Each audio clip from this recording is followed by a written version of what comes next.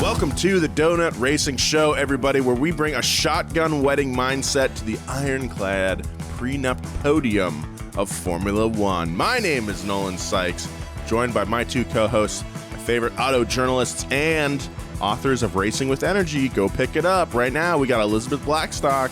Good morning. And Alanis King. Hi. Nolan, you said Racing with Energy, and I just love that. Racing it's like a with motto. Rich Energy. Yes, well, you guys do race with energy. Racing with Rich Energy is the book. It's about Haas Formula One. You hear me talk about it every week. Go get yourself that copy right now. Guys, how we doing today? I'm doing great, Nolan. How are you? Today's my 30th birthday.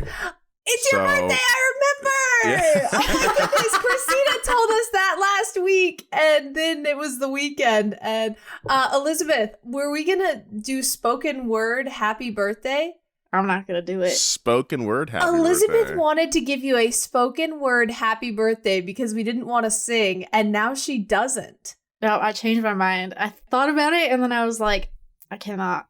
Okay, we had a birthday party on Saturday, and this is like my first birthday party in a while, just because of like COVID, like ever since like 2020, I just haven't done anything. And plus, who cares about celebrating like a 29th birthday or whatever?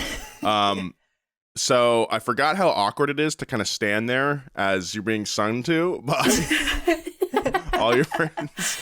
And my sister sent me a video of it. I'm just standing there for like the first like 10 seconds. I'm like, like just like nodding my head. And, like, Nice. I don't know. It's really strange. But, you know, that everybody goes through that. So I will spare you the spoken word thing because honestly, that sounds. I wanted to do it.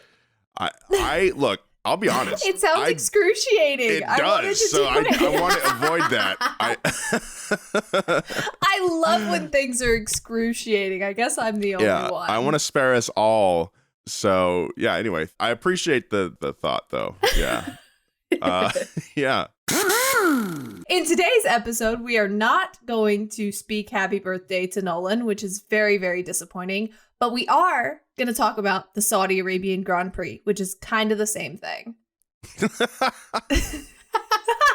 All right, let's talk about qualifying first of all. The big news of the day was that Red Bull's Max Verstappen suffered a drive shaft failure during the second round and ended up 15th on the starting grid, where we probably would have assumed to see him on the front row. I think Elizabeth was about to say Red Bull's Max Verstappen was on pole, and then he wasn't. So she had to correct herself. Automatically, like, yeah, he's on pole again. But no, that there actually was some drama. Yeah, weird kind of failure. You don't really see a lot of drive shaft failures, I feel like. Not in qualifying, at Yeah, least. not in qualifying. Like, that's kind of like a race day thing, but it got him. And maybe Checo sabotaged him. Ooh, conspiracy corner. He's over there tinkering with the car in the middle of qualifying sessions. Yeah. Yeah, it could happen. I'm just kidding. I know we have Checo fans who listen. I am also a Checo fan. Please don't get mad at me. It was a joke. It was me. I was tinkering with it. It was You're me. welcome. I tinkered with the car.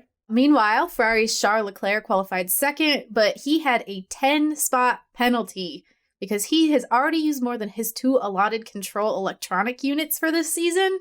So that knocked him down to starting 12th. And reminder, we are 2 races into the season. Yes, 2 races. He's already here. That means any other fixes he's got to do on those bits, more penalties. On a positive note, McLaren's rookie Oscar Piastri, as well as Aston Martin's Lance Stroll, both managed to make it into the 3rd round of qualifying for their first respective times ever. That was the first time ever for Lance? I was shocked too. I had to go look that up afterward just to like double check, but yeah. I mean, as a Lance Stroll fan, Elizabeth, I think you should be ashamed. If we were at trivia night with a bunch of men, they would call you not a real fan. Well, I just decided I'm a Lance Stroll fan as of like 4 days ago. Well, So you should know. I got to get my studying going. You got to catch up on that backlog. Yeah, I got to get my books open. My Lance Stroll unreal. textbook. I would have thought for sure that like during the Pink Panther days, I mean, that car was pretty good. I thought, that is insane news to me. He just had to break a wrist to get good. I guess maybe it like it unlocked something for him. Yeah. Speaking of the other green car, Fernando Alonso started second on the grid, right behind Red Bull's Sergio Perez on pole. And we had Mercedes' George Russell finished off the top 3. Yeah, it definitely wasn't the starting grid that we were expecting to see this weekend. I thought for sure Red Bull was going to lock out that front row with Fernando in there somewhere, like maybe 5th with Ferraris and Mercedes in the mix. But no, we got something really novel, I think. Well, what I thought was really interesting was that the whole time after qualifying, Max Verstappen was like, yeah, no way. I'm just gonna try my best to get as many spots as possible. There's no way I'm gonna win. And then we're like 25 laps in, and here's Max. Yeah. Yeah, what a shocker. I was just wondering how many laps it would take for Max to get up to the front. Not like, will he win or not? It was like guaranteed that he's going to be up there, pretty much. There's no way that boy's finishing outside the top 5. It's not going to happen. What was so wild is as he's coming up through the field, he's passing people like they're like 5th graders in go-karts. Like, he passed Lewis Hamilton, and I was like, damn, wow, there was nothing there. Yeah, something we got to see. It's really sad. Something we got to see because of all the passing opportunities for Max was just how fast that Red Bull is in a straight line. During the race broadcast, I think I heard that compared to some of the midfield teams, he has like 17 miles per hour on some of the other cars going down the straights. DRS, with DRS open, with the rear wing open. But still, that's a huge, that's huge. Normally, it's only like 10 miles per hour or something normally, right? Yeah. So I think a lot of people were misunderstanding this because I saw some people talking about it on Twitter, and they were like, they're saying that the Red Bull is 17 miles per hour faster than the other cars with DRS. And like, they thought that the Red Bull DRS was 17 miles per hour faster, when in reality, like, DRS in general is like 10 to 12 miles per hour faster, and Red Bull is like an additional 5. And I think people were like, no way. And it was like, no, you're misunderstanding it. You're misunderstanding it. Still a very impressive difference in the cars. But yes, I mean, yeah, so it was just on display yesterday. So many passes with DRS, but also you get to see some of Max's racecraft when the broadcast was showing him. And just a very insane car they have. Yeah. I think it's very interesting when you have someone with a good car who is talented starting in the middle of the field, and you can see what they can do. And I enjoyed watching him come up through the field, even though I kind of expected it to be a little harder, honestly. Here's something to keep in mind as well. With these new cars that came out last season, we have a lot more emphasis on ground effect, and, that creates less turbulent air for the cars behind, so you can follow easier. Something we used to see a lot, not a lot, but we would occasionally see Lewis in his Mercedes a few years ago also have to start near the back of the field and work his way through. And it wouldn't be a guarantee that he could make it all the way to the front because of the turbulence that would take such a huge toll on the mechanical grip of his tires. So that's also something kind of interesting to keep in mind. If we see more instances of Max having to start near the back, is that the cars are a lot more slipperier and they're able to follow for a lot longer compared to the older cars. And that helps him work his way through the field. Not to take anything away from him, but that's just, just an interesting thing. We're seeing the rule changes work. Yes. Not exactly a super exciting one this weekend, but it was still kind of interesting. I think it was funny. Like, maybe it wasn't like super exciting, but it was very funny. Like, there were a lot of jokes to be made during this race. Yeah, it was a weird one. Let's get into it a little bit. Over at McLaren, Oscar Piastri had to replace his front wing pretty much immediately after a bit of damage from contact with Pierre Gasly, which kicked Oscar from 8th place down to 20th in the last position. Yeah, not fun. Lando Norris also had to head to the pits for a new front wing by lap 3. And around lap 48, Norris was told not to make it too hard for Piastri, which is kind of an interesting radio message there. So we had a glimmer of hope from Piastri starting in 8th position. We're like, okay, the terrible race that we saw and bad looking car we saw in Bahrain, that's kind of over with. Norris's qualifying, he had a bit of a snafu, which is why he started so far back. It wasn't just based on outright pace. So we're like, okay, we're going to see some McLaren magic this weekend, maybe. No, we had some more bad luck from McLaren. I mean, it could be magic, but I think it was black magic. Correct. Wielded against them. Maybe. what I thought was really interesting about the McLaren situation is that in Formula One, everyone's really sensitive and there's a lot of politics and like everybody gets all ruffled really, really fast. So of all of the times to use the don't make it too hard for Oscar card, why would you use that when you're running like 17th? Like, yeah, maybe if you're running 8th and 9th. I don't know. It really doesn't matter. It doesn't matter. He can make it as hard for Oscar as he wants. Like, he can make it impossible to pass him. It does, like, nothing is on the line. For anything. Nothing You're not is doing anything. Exactly. Nothing is on the line. You might as well, like, practice some race moves or something. Like, make it difficult for each other. It was just like an odd time to pull that card because of the fact that Formula One is just so sensitive and everyone's like, ooh, I'm not the number one driver anymore. Or, ooh, I am the number one driver. Or, ooh, I'm going to quit this team. Like, it just seemed like the wrong move. Yeah, I don't think you're wrong on that. And I don't think we've even seen McLaren be McLaren yet. They obviously struggled in Bahrain, but this week, a lot of their issues were other people. Yeah. So I think... I don't know. It was just it's an odd strategy all around to already be playing the mind games with your drivers when there was nothing on the line other than finishing the race. I mean, I guess if you don't want them to hit each other. But also just like they're not going to hit each other because avoidable contact is a penalty in Formula One. Like, it's just the wrong time to play mind games. And you have to play mind games at the right time in Formula One. And that is why Christian Horner is as successful as he is. Yeah. But we also had Yuki Tsunoda. Wow, he started 16th and he finished 11th. Yeah. He was just out of the points. Kevin Magnussen passed him. And I mean, he was up in 10th for a long time, held off another Haas driver, Nico Hülkenberg. Held him off for a little bit. And then, unfortunately passed by Kevin Magnussen. And then Yuki yelped. He was like, ah!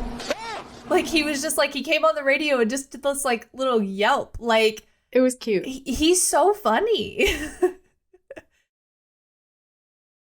The funniest thing about that is that with the radios on these cars, you have to press a button to talk. Yes. Yeah, exactly. So he pressed a button to yelp.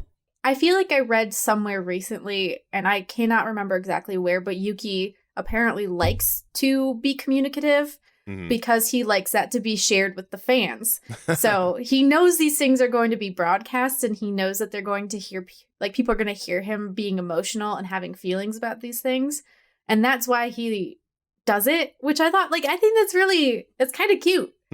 I do think that's kind of cute. And I also think that, like, racing drivers in general don't have enough of a, like, wrestling personality. Like, I think more racing drivers should be like Ricky Bobby and like not exactly Ricky Bobby's genre. You could choose that if you want, but like you need to have a bit and commit to it. Like Daniel Ricciardo and his facial hair. Exactly. And like, you know what? Yuki Tsunoda, he's trying to tell us things. Like he's trying to get attention on himself. And that is something that you should do. Very relatable. Yeah. I mean, it's like when I was like 11 years old in Halo 2 lobbies. And I would talk on the microphone because I liked the sound of my own voice. And I thought it was awesome that you could just talk to other people. Meanwhile, there's like some like 20-year-old stoner who has to listen to this 11-year-old kid who sucks at the game try to be funny. Nolan, what were you saying though? I don't know. Just talking. Okay, but like bits. I'm playing Halo with you right now. And I just like I was probably like, hey, how you doing, everybody? I remember saying that distinctly at my friend Scott Call's house. When we were playing Halo 2, just asking people how they're doing. But can you talk after you've been killed in Halo? I mean, you could talk to your team the whole time, but I think some of the newer games, some of these newer shooters have like proximity chat. So Call of Duty, for example, Modern Warfare 2, if you kill somebody, you hear what they say for like a second, and it's pretty hilarious. What do they say? Just like you'll just hear like ah. Someone's like, that's like me when I'm in the bath and my husband is playing Call of Duty like 2 rooms over, and I just hear like this like primal scream, and I know he got killed. Yeah, that's exactly what we heard with Yuki when he got passed. I don't know if this is me. So like me, I've really struggled with Nico Hulkenberg since he made a whole stink about the pink cars. Mhm. And he's like, I'm a man. I don't drive pink cars. Go drive for Ferrari then. Anyway, but is anyone else like just not noticing that Nico Hulkenberg exists? I was going to say the exact same thing, actually. Okay. Like, Nolan mentioned that Yuki was fighting with Nico, and I was like, Who? oh yeah, he races in the series. I I forgot about back. that. I'm forgetting that he's like a Formula One driver again. And I don't know if this is like my Nico Hulkenberg bias because like the pink car thing made me mad. I guess it's not though. No, I mean, maybe I'm also biased and I just don't Because it made realize you mad. But I was going to say, like, we haven't, since the start of the season when they signed him and they made this big deal about, oh, but handsome Nico Hulkenberg is back. Like, since then, it feels like he kind of fell off the face of the earth. Because I mean, like, what other bit does he have other than saying, I'm so handsome? Like, great. He doesn't have one. That's awesome, Nico. He's no other interesting factors. I'm gonna make it my mission to learn about Nico Hulkenberg. I want to learn about his personality. I would and like his to know more. interests. Yeah. Like, does he like painting? What kind of music does he listen to? I don't know. I would like to humanize Nico Hulkenberg in my mind. Let's and do it. Maybe I'll pay more attention. Okay, this is our assignment.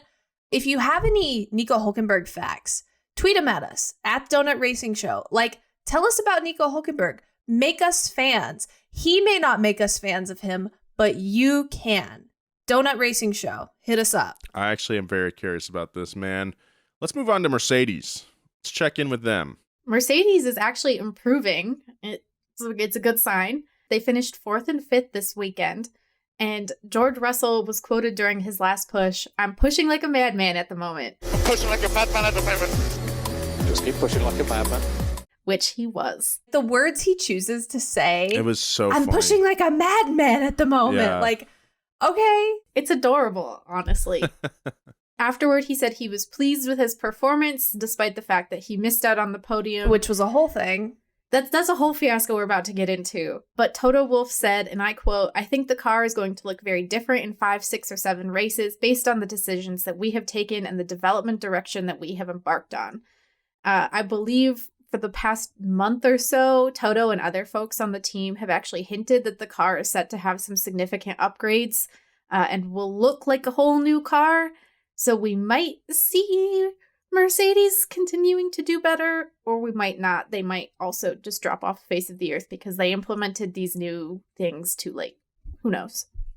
I'm optimistic, but also I'm like so worried that the next evolution of the car, it's inevitable that's going to have some problems on its first couple races. So it's most likely a test bed for their 2024 car rather than being something that will just completely change their fortunes around. But we'll see, you know? I think one of the really interesting things is like this mindset of car development where you show up to a season with the previous year's car basically and then upgrade halfway through the year. We haven't seen that kind of stuff in years. Like that was way more common in the history of Formula One, where you'd have like no one had the money over the off season to be able to do anything. So they just kind of brought the old cars out. I know that Mercedes obviously made some upgrades, but it's interesting that we're about to see a brand new vehicle essentially hitting the track that, you know, it's just not something we've actually, like most teams are doing. They want to be ready when they get to the first race. That's very interesting. Alex Albon had a scary radio message on lap 27. Quote, oh my God, brake failure. It was pretty scary. You don't want brakes to fail. When you're going I thought you were stopping after you don't want brakes. And I was like, no, that was the problem, Nolan. You don't want them to fail when you're going 200 miles an hour down the front straight. He was kind of like putting it around the following lap. And then by lap 29, he was in the pit stall and had retired the car. Tough luck for Alex Albon, a guy that we want to see score some points. You know, I like seeing Albon do well. Seems like a good guy. It was really interesting to watch Alex just go so slowly around the track. Like, this track has a lot of corners that you cannot see around. And you're like seeing these clips of him driving so slowly. And there are these corners behind them that if people are coming, they are not going to see him. Yeah. I think as like a race engineer or someone on the pit wall, that's a very stressful time for Alex's team or you're an engineer on another team, seeing Albon go slowly around that digital race map they have, and you're trying to you're just guiding your driver, do not hit this guy. Yeah, it seemed a little dangerous, to be honest. But if you don't have brakes, that's also very dangerous. So what's interesting about Formula One is that unlike most racing series, Formula One doesn't have spotters. And most of the time you watch a racing series and every single driver has one or more spotters. So when NASCAR goes to Circuit of the Americas this weekend, they will have multiple spotters stationed in different areas around the track. And what those spotters do is they're behind you, in front of you, outside, inside. They tell you where all the cars are, and they help you see what's around you when you cannot see it, right? And they just give you an idea of what's going on track. Formula One doesn't have this. Which is insane to me. It's crazy. It's absurd. And what's so funny about the cultural difference in Formula One is that one of my friends said when Romain Grosjean came over to IndyCar after he got done with Formula One, he's doing laps and there are multiple voices on the radio. And at some point, the spotter comes on the radio and he's inside, inside, inside. And Romain is who the is that? And they're Romain, that's your spotter. And he's what the is a spotter? Just a really funny, weird cultural difference that Formula One, they'll just let Alex Albon go real slow out there. And if a car comes around the corner, bam, whatever. Mm-hmm. Yeah. Another exhilarating battle on track was Charles Leclerc versus his own strategists. Around lap 20, he got some advice to, quote, try to push from the safety car line 1. Lewis Hamilton just pitted. Leclerc said, quote, Xavi, you need to tell me that before. The guy replied very sheepishly. He says, copy. Then Leclerc says, no, come on. Then at lap 34, running behind his teammate Carlos Sainz, Charles says, quote, being behind like this is really so not a fun weekend for Charles Leclerc. Does he ever have a fun weekend? No, I don't think so. I think it's really impressive that we're 2 races into the season and we already have a fully broken man. Yes. It's not good. It's so sad. He came on the radio multiple times during this race and I was oh, honey, he's just feeling it. He's going through all the emotions. Yeah.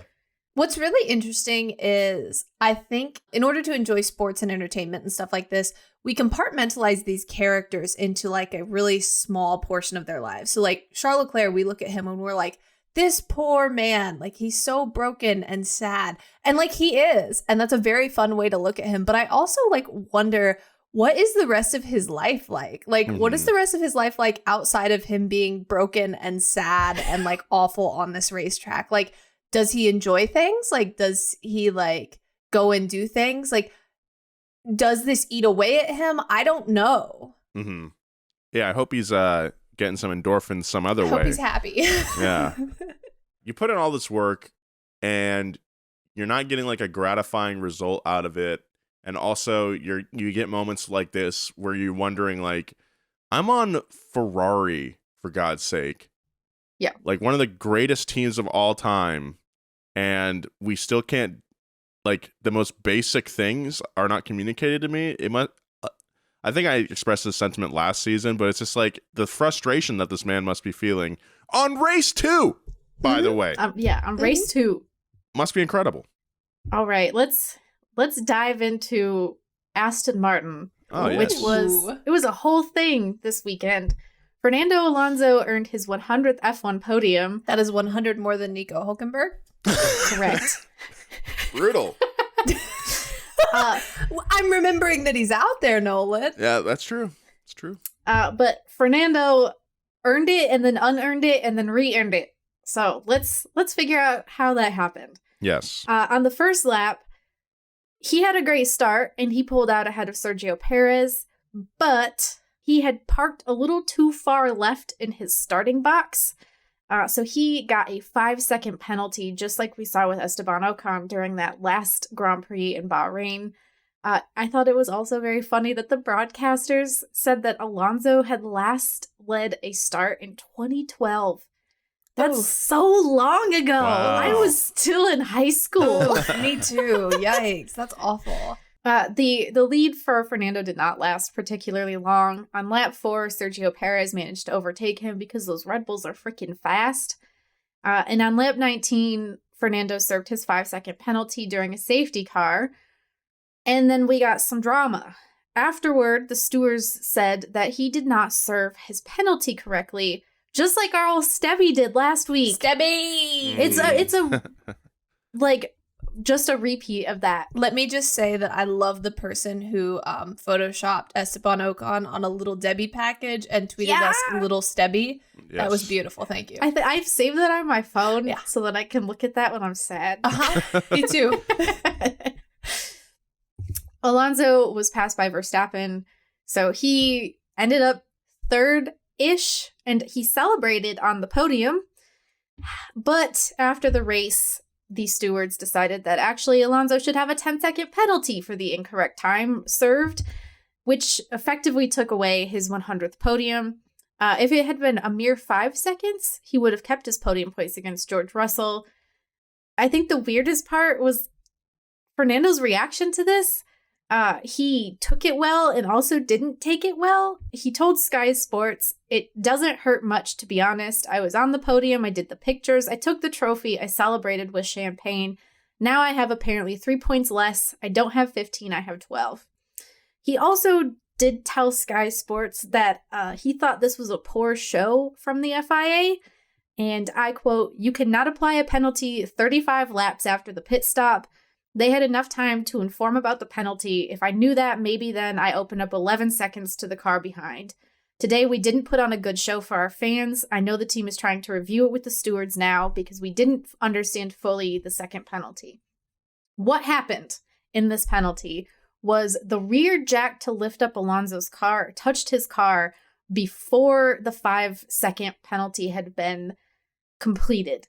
It's the semantics of the Formula One rulebook here in play. The steward said, actually, that's working on the car, and so you're not allowed to do that. Aston Martin argued, actually, no, touching it with the jack stand is not working on the car. We didn't change anything. We didn't do anything. It just touched it, and it's fine. So, after a few hours, after they had taken the trophy from Fernando and given it to George Russell, the FIA is like, actually, we've reviewed it because Aston Martin wanted us to review it, and we've overturned our decision. They said there was no clear agreement, as was suggested to the stewards previously, that could be relied upon to determine that parties had agreed that a jack touching the car would amount to working on the car. In the circumstances, we considered that our original decision to impose a penalty on car 14 needed to be reversed, and we did so accordingly. That's a lot. As soon as I saw that jack come out during the race, I was like, that's gonna be a problem. I want to give a hats off, a little clap to everybody on Twitter who probably saw the same thing but didn't be a snitch and tweet about it as well. Like, I was, good on us. We didn't snitch, and I want to congratulate everybody. That was great. We did good. No, I was gonna say, as Fernando mentioned, 30-some laps after that pit stop is kind of unacceptable for that. Like, I feel like they should have had an answer to that before the end of the race. This is something that plagues Formula E a lot, actually, and that was why I thought it was really funny. Formula E is chronically imposing post-race penalties after everyone has celebrated the podium, which it removes a lot of the credibility of the series, and it's part of why people don't like it. And so seeing the exact same thing in Formula One is really embarrassing when it, like, you should have the ability to make these rapid decisions. Like, you would think the stewards would be prepared, and if they weren't sure, they wouldn't have imposed a penalty the way they did, or they would have asked to wait until they'd reviewed. It was just nonsense. Well, I think there were like a lot of weird things here. One, if a jack touching a car was considered working on a car, then I feel like a lot more people would be fulfilled in their project cars. Yeah, for real. My car was on jack stands for like 6 months. So I was working on it for 6 months, definitely. There we go. You were working on it that whole time. Yeah. Two, if the FIA was looking at it and didn't have like a final decision, they still should have alerted them sooner, because we didn't get the alert that they were looking at it until like the end of the race. Like, it was way, way later. And then when we go back, Aston Martin's argument to the FIA was that this is inconsistent. They showed other teams with the jack touching the car during these penalties and said, you didn't penalize this, therefore you can't penalize us. That was what made the FIA overturn it. And what I think is really interesting about these post-race penalties, and a reason why we hate them so much, is because it's kind of like a precedent set. And the precedent was set before the internet era. So like in NASCAR for a long time did not take away wins. Even if you could literally come to the track in a rocket ship, and if they didn't catch it before the race, and you won in it, they would be like, well, we're penalizing you every single point, but we're not going to take away your trophy. And that stemmed from the pre-internet era, when series like NASCAR did not want fans to go home and read the paper the next day and see a different winner than they saw at the track. They felt like that took away from the racing product. And even in the internet era, I feel like it still does. Like, you see someone on track doing something, winning, getting a podium, whatever, and you leave and it changes and you're like, it just kind of feels like it was all a lie, unless they're really, really, really, really, really cheating, you know? And this is one of those instances where it was like, I don't think so. Yeah. I mean, we saw this exact thing happen at the Rolex 24 this year. Mm-hmm. The winning team, Meyershank Racing, was accused of having incorrectly inflated tires, and they're an Acura team, and Honda snitched on them, actually. So they they get to keep the Rolex watches that they've won, but they don't get to keep the points, and they had to pay a big fine, and all of this other stuff happened. I guess they just hate Fernando in Formula One. That's why we had to take away his trophy. It was just not exhausting. I mean, look, I was sitting on my couch on Twitter. It was not exhausting in any way, but it was exhausting. And again, just another chip away at the altar of motorsport, degrading it evermore. Damn, Nolan. I mean, it's just like, look, when people say, people online say that they don't like F1 for these certain reasons, stuff like this is like, okay, I gotta give it to you, I guess. This is embarrassing. I mean, Formula One is a classic case of an over officiated sport. Formula One will penalize you for having a crash that was just a racing incident. Formula One will penalize you for weaving on the straightaway. Whatever. I'm sorry, you breathed wrong. So penalty. You have a nose seconds. Ring, penalty. Yeah. It's like, what? And then you go to somewhere, you go to a different racing series, like in NASCAR, 2 weeks ago or a week ago or whatever, one driver, Denny Hamlin, crashed another driver on purpose, Ross Chastain. And then on Monday, he goes on his podcast and admits it. And NASCAR penalized him because he talked about it on his podcast. They said if he hadn't talked about it on his podcast, we wouldn't have penalized him. And it's like, every other motorsport is just a Wild West. And Formula One is like, do not breathe at the wrong interval or we will get you. Mm-hmm. It's wild. Meanwhile, Alonso's teammate Lance Stroll had a bit of a bummer for a race. The Canadian started in 5th place, making it to the 3rd round of qualifying for the first time, as we said earlier.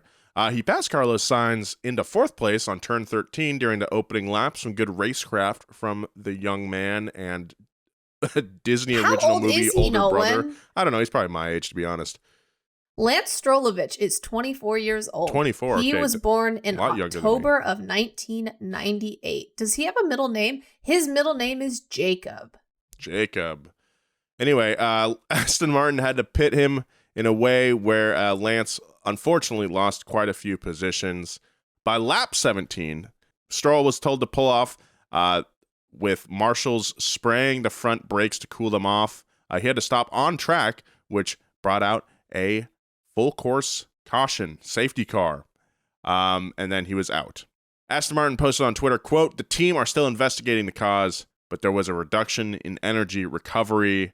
That kind of sucks because, again, another race where we don't see the full potential of the Aston Martin team because of a malfunction in Lance's car. It was really sad, too, because Lance cranked out a banger of a lap in the final moments of qualifying. He almost looked like he was going to be on the front row, but he did kind of screw up a little bit in the final sector. Yeah. But still, 5th place is not a bad starting position for him. especially because he's never started that high before. Mm-hmm. And it was just, I felt so bad. Like I decided he was my favorite after qualifying, and then this happened. I feel like I have a bad luck charm. No, That hurts, Elizabeth. It I does think hurt. in these next 2 or 3 races, I think we're gonna see even more Aston Martin magic. I think we're still too early in the season, I think, for teams to bring like significant changes where other midfield teams can challenge Aston Martin. So I think with the confidence that Fernando has now with 2 podiums in the first 2 races, and I mean that's also, even though Lance has had some bad luck, I think that confidence is definitely gonna brush off on him because Lance knows that what this car is capable of, and like you said, like that last qualifying lap, if he didn't had messed up that last sector, he was on a cranker. Okay, like I think we're gonna see some podiums out of Lance this season as well, not just I Alonso. hope so. Yeah. My one comment about Lance Stroll is there's this Lance Stroll fan on Twitter, and I don't know their Twitter name, but I know it's a picture of Lance Stroll with a pink background. And they have told me multiple times that Lance Stroll's favorite ice cream is mint chocolate chip. I don't know if this is true or not, but I can see it. I can see That's it. my only comment about Lance Stroll. That's why his daddy bought Aston Martin, so his car So he can green, he can have mint a green chocolate chip ice cream. car, just like his mint chocolate chip ice cream. Wow. So on the topic of disappointed daddies, I'm sure Lance Stroll's dad was disappointed that he had to pull off track. Max Verstappen's dad was also disappointed, and I think we should talk about Red Bull. What do we think? I think we gotta. All right, so Max Verstappen, as we said, started in 15th. He had this great climb up to second, right? He got the fastest lap. That was a whole thing in itself. And it seemed like his car wouldn't make it for a little bit. He was having some issues, so he had those drive shaft issues in qualifying. We're seeing more potential drive shaft issues. He said, my car makes these noises at high speeds. And I was like, yeah, dude, like just turn up the radio. Like that's what everybody else does. Just ignore it. It's fine. That was around lap 37. He was like, oh, it's making a weird noise. Welcome to our world. Sergio Perez just killed it from start to finish. He was out front. He was way ahead. He held a 5-second lead to Max for a long time. Once Max made it up to second, it looked like Max was gaining on him for a little while, but then those issues started and he started hearing noises. I don't know. Around lap 44, Sergio Perez had his gap to Max at around 4 seconds. He was told to slow down, manage the car, chill, you're gonna win anyway. He was suspicious though, because they told him to run 133.0. They were like, just hold it there. And then he finds out that Max Verstappen is running a 132.6. Ooh, is there a conspiracy here? And Red Bull's answer was basically like, yeah, we told Max to also run 133s, but he ended up running 132.6s, so you can do that if you want. Then we have like this whole drama with fastest lap. Around lap 46, Max Verstappen says, What's the fastest lap? and his team is like, We are not concerned about that at the moment, Max. Yeah, but I am. Okay, it's a 32-1. 32-1. and it ended up Max Verstappen got fastest lap. Checo was kind of mad about that. Max was kind of mad about that. Like, Checo's suspicious that they're giving Max an extra point because this extra point actually kept Max in the lead in the championship. So had Sergio Perez gotten that extra point, boom, he is up there, right? No, he's still in second. Unfortunate. Both of them gave very sassy post-race interviews. Checo shrugged off that he almost led the championship, if not for the fastest lap point.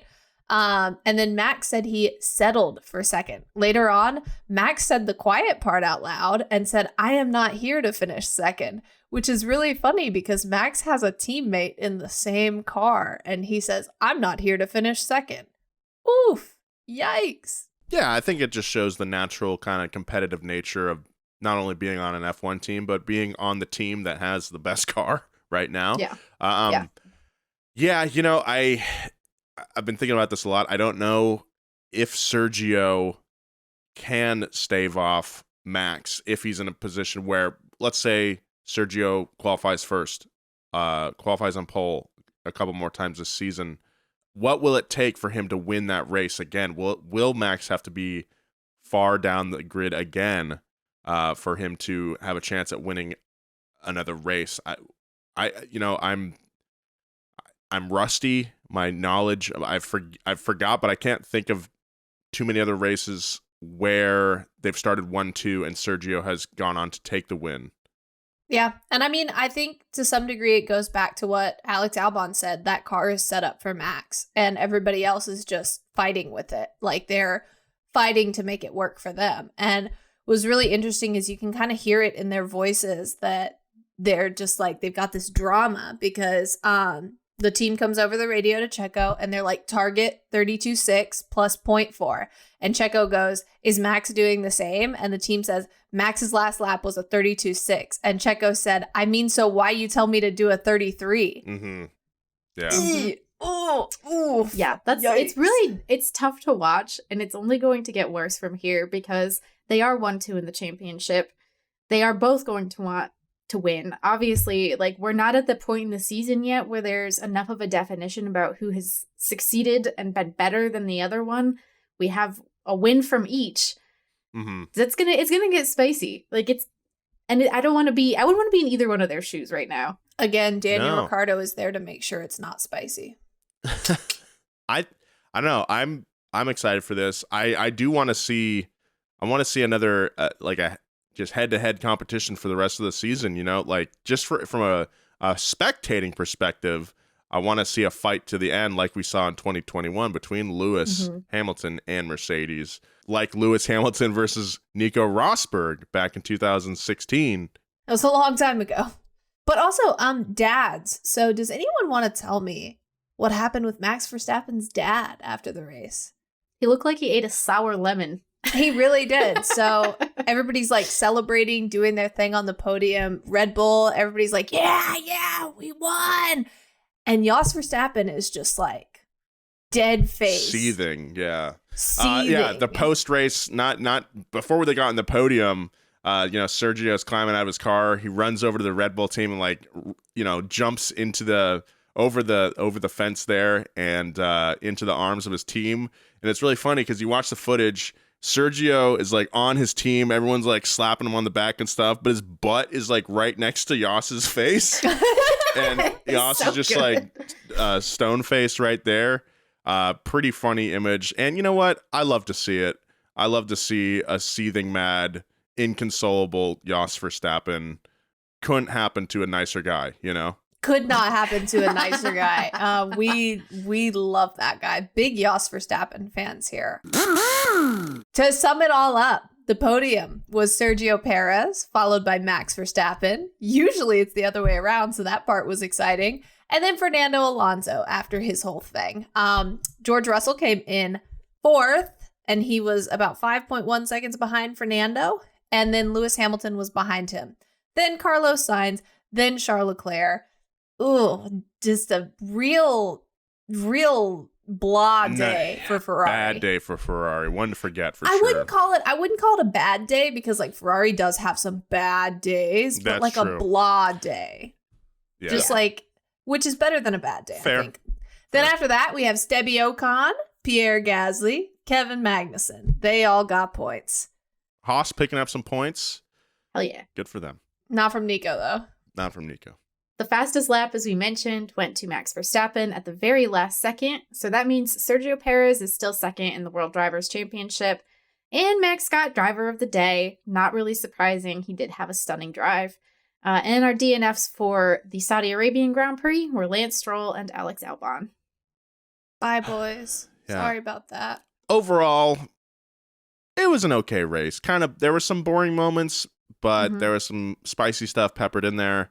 Which it was fine. That's pretty normal, I think. Yeah. For sure. That was a great It could have been summary. worse. There was a safety car. And people debated whether there should have been a safety car, too.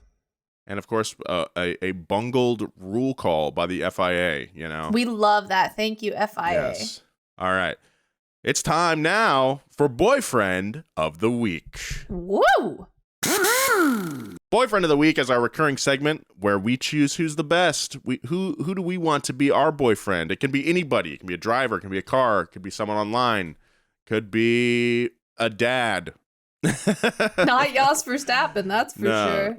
Who's good enough to be our boyfriend this week? Remember, this is middle school rules, so it's just for this week only. Liz, how about you lead us off?